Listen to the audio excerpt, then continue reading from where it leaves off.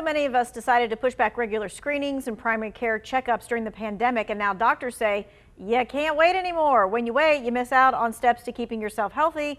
And we're going to talk about the importance of primary care and the types of services those physicians provide. We have Dr. Stacey Blyth from Cone Health here with us today. She works in the LeBauer Primary Care department at MedCenter High Point. All right, so first and foremost, let's just talk about this, all right? We heard the term primary care provider, but what medical specialties and types of care professionals does that include? So it's a pretty good list. It's family practice, which is what I am, and then there's internal medicine, who does just adults. Family practice does adults and kids. There's something called med peds, which is adults and kids again. Then there's pediatricians who do, depending on their practice, up to roughly age 18. OB-GYN will take care of women, especially in sort of their reproductive years, as primary care doctors especially. Those are the main ones, and they'll be both medical doctors, doctors of osteopathy, DOs, and then of course what we call APPs, or physician assistants, and nurse practitioners will work with us in those roles to do primary care as well. Okay, now I didn't realize that umbrella was that big. I was just thinking your OB-GYN was one kind of specialty doctor and then the other one was your primary care. So that's good to be able to kind of figure that out. Yeah, well, and it's some people handle it differently, but quite often what we'll do is, because family practice does teens, kids, teens, and young adults, I'll keep young women until they're getting close to thinking about kids, and then when they're ready, they'll transfer off and do a lot of their care with OB while they're in those years having their kids, and then they'll come on back. Of course, they're always welcome here, but of course it gets hard to schedule so many visits. So we try to work with people so they can do what works for their lives. All right. So at what age should someone consider having a primary care provider? So I don't think that has age limits. I think from birth to the grave.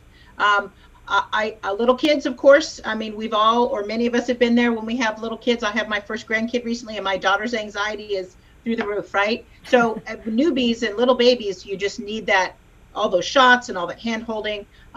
Then as we get into the teen years, I've thought about this a lot. With the pandemic, we've all watched how much kids and teenagers have really suffered. So having that ongoing relationship with the primary care doctor that's another trusted adult in their milieu is going to be very, very helpful to get them through some of these trying times. And then young adults, even all the time, they feel like they don't need us. They'll be young and healthy forever. And goodness knows, I hope that's true for as long as possible. But we all know curveballs come in life. And so to have that established relationship, if something difficult happens anywhere in your young adult life, is still really, really helpful to answer questions and block out some noise around what's real information.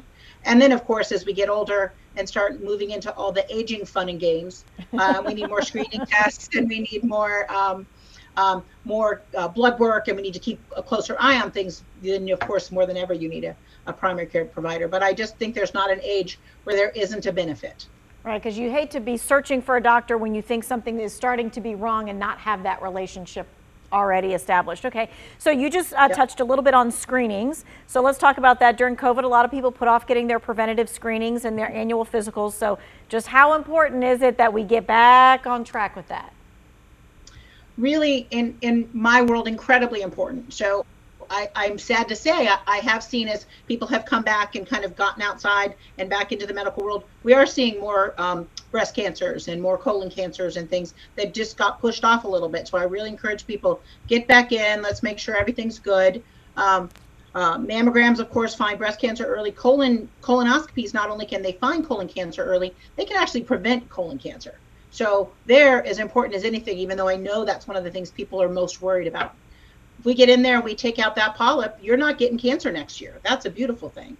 So it's really important that people get back out and let us start doing all that screening again. Yeah, and that hits very close to home with our own Julie Luck, who went for a preventative colonoscopy and found out that she had stage 3A colon cancer, and she is now in treatment now. And her big thing is get screened, do not wait. So we want to make sure that you guys hear that from our own Julie Luck as well. Okay, let's talk about additional healthcare services. How does having a primary care provider help with additional services that you might need?